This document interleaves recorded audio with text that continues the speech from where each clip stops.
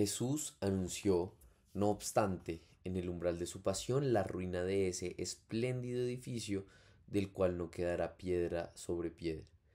Hay aquí un anuncio de una señal de los últimos tiempos que se van a abrir con su propia Pascua. Pero esta profecía pudo ser deformada por falsos testigos en su interrogatorio en casa del sumo sacerdote y serle reprochada como injuriosa cuando estaba clavado en la cruz. Lejos de haber sido hostil al templo, donde expuso lo esencial de su enseñanza, Jesús quiso pagar el impuesto del templo asociándose con Pedro, a quien acababa de poner como fundamento de su futura iglesia. Aún más se identificó con el templo, presentándose como la morada definitiva de Dios entre los hombres. Por eso su muerte corporal anuncia la destrucción del templo, que señalará la entrada de una nueva edad de la historia de la salvación. Llega la hora en que, ni en este monte, ni en Jerusalén, adoraréis al Padre. Si la ley y el templo de Jerusalén pudieron ser ocasión de contradicción entre Jesús y las autoridades religiosas de Israel, la razón está en que Jesús, para la redención de los pecados, obra divina por excelencia, acepta ser verdaderamente piedra de escándalo para aquellas autoridades.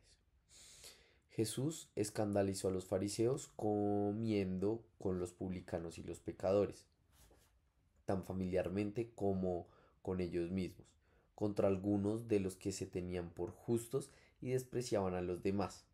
Jesús afirmó: no he venido a llamar a conversión a justos, sino a pecadores.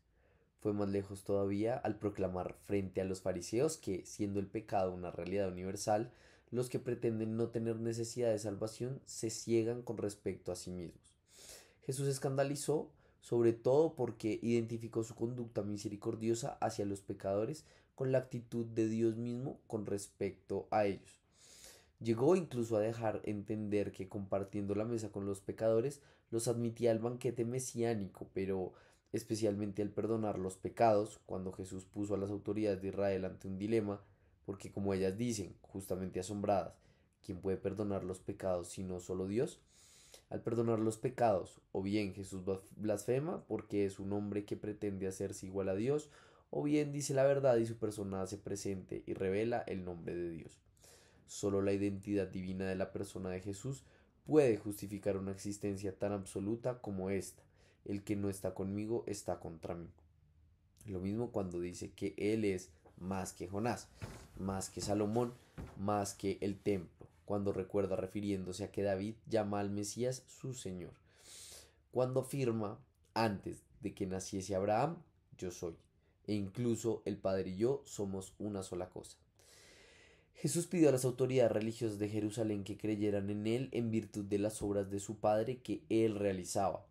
Pero tal acto de fe debía pasar por una misteriosa muerte, asimismo para un nuevo nacimiento de lo alto, atraído por la gracia divina.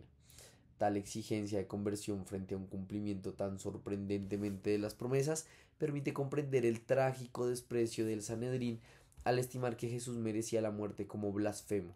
Sus miembros obraban así tanto por ignorancia como por el endurecimiento de la incredulidad. Jesús no abolió la ley del Sinaí, sino que la perfeccionó, de tal modo que reveló su hondo sentido y satisfizo por las transgresiones contra ella.